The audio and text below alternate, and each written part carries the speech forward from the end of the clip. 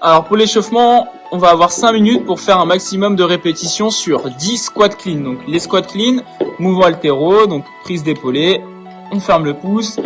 Le but, ça va être de venir squatter une fois qu'on a tiré la barre. Donc on part mi-tibia, passer les genoux, on accélère, on finit l'extension de hanche, on chute sous la barre avec les fessiers plus bas que les genoux. 10 squats clean à effectuer. Une fois qu'on a fait ça, on a 10 strict press. Donc les strict press, on n'a pas de flexion d'épargnée à l'arrivée. Le but, c'est de faire partir la barre des clavicules au-dessus de la tête, bras tendus. On engage bien la tête à chaque répétition. On effectue 10 répétitions. Une fois qu'on a fait ça, 20 secondes de holo pour réveiller ses abdos. Le holo, on a le bas du dos en contact avec le sol, les jambes décollées, les bras loin derrière. Si vous trouvez ça difficile, vous pouvez rapprocher les bras des jambes, voire même fléchir les jambes légèrement. Le but, c'est que le bas du dos soit toujours en contact avec le sol et les épaules légèrement décollées. 5 minutes pour faire un max de tours là-dessus. Une fois qu'on a fait ça, pour la mobilité, on va avoir de l'open wall. Donc open wall, on place les mains contre le mur, on vient engager la tête, reculer les hanches, 5 secondes de maintien, 5 passages au total où on va venir varier l'espacement de nos mains. Une fois qu'on a fait ça, on va avoir des triceps wall. Donc le but, ça va être de coller son triceps au mur pour venir étirer à chaque fois le triceps. Donc on garde bien le coude sur le mur et la main proche de l'omoplate. Vous faites 10 secondes par triceps, 3 passages par côté. Une fois qu'on a fait ça, on va étirer le psoas. Donc on va venir en position de fente. Donc le genou arrière plus loin que le bassin, le genou avant aligné avec la cheville et le bassin le plus proche possible du sol pour venir sentir ce psoas, ce fléchisseur s'étirer. 10 secondes par jambe, on fait 3 passages par côté. Une fois qu'on a fait ça, on va faire un peu de cat and camel, donc jambes tendues allongées au sol, les mains sous les épaules, on regarde vers le plafond.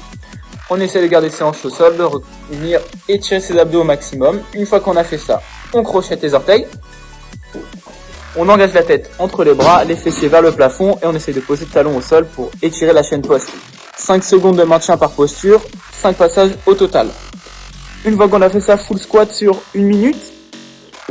Donc pied largeur de squat, les fessiers le plus proche possible du sol. Vous pouvez déplacer le poids de droite à gauche, pousser les genoux vers l'extérieur, faire des ouvertures thoraciques. Le but est de rester 1 minute en étant actif en position full squat. Une fois qu'on a fait ça, on finit avec nos poignets. Donc dans tous les sens, dos de la main, paume de main, comme on va avoir du travail à la barre, c'est important de réveiller ses poignets, passer 1 minute là-dessus. Ok, pour le format aujourd'hui, on va avoir un WOD en Tabata, donc il y aura 5 Tabata au total. Un Tabata, ça dure 4 minutes, c'est 8 intervalles de 20 secondes de travail, 10 secondes récup. Donc le premier Tabata, c'est des deadlifts, donc soulevé de terre. Pendant 20 secondes, vous performez pour faire un maximum de soulevé de terre. On essaye de rester propre techniquement. Même si on cherche un petit peu de vitesse, le but c'est de rester propre techniquement. Si la technique se dégrade, vous réduisez la vitesse ou vous réduisez votre charge. Une fois que vous avez fait 20 secondes de deadlift, vous avez 10 secondes de pause et on fait ça 8 fois. Une fois que vous avez fait ces 8 tours-là, on passe sur le Tabata Hang Power Clean. Donc départ au-dessus des genoux, position de hang, réception, fessier plus haut que les genoux. Donc on a une légère flexion à l'arrivée. Essayez vraiment d'accélérer au niveau des hanches et d'engager rapidement les coudes. 20 secondes de hang power, 10 secondes récup, 8 tours. Une fois qu'on a fait ce Tabata là, on passe au troisième sur du front squat. À chaque fois la charge vous la réduisez, deadlift 80, hang 60, 50, 40, à chaque fois ça diminue. Vous adaptez les charges en fonction de vos capacités et votre forme du jour. 20 secondes de front squat où on casse la parallèle, on essaye de bien rester grandi, de rester droit et de ne pas s'affaisser, de ne pas se laisser emmener vers l'avant. 20 secondes de travail, 10 secondes de récup, 8 tours. Une fois qu'on a fait ça, le Tabata push press. Donc pour les push press, on a une flexion au départ et on finit jambes tendues à l'arrivée, barre au-dessus de la tête. Donc flexion, extension, jambes tendues, bras au-dessus de la tête, tête engagée. 20 secondes de travail, 10 secondes de récup.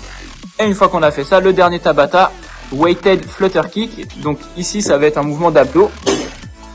On va venir mettre la barre au-dessus de nos épaules. On serre fort ses abdos. Et là, l'objectif, ça va être de décoller les jambes et venir faire de petits battements, travailler ce bas des abdos en gardant bien les lombaires en contact avec le sol. Si vraiment vous trouvez que c'est dur en étant lesté, vous pouvez poser votre barre et faire sans barre.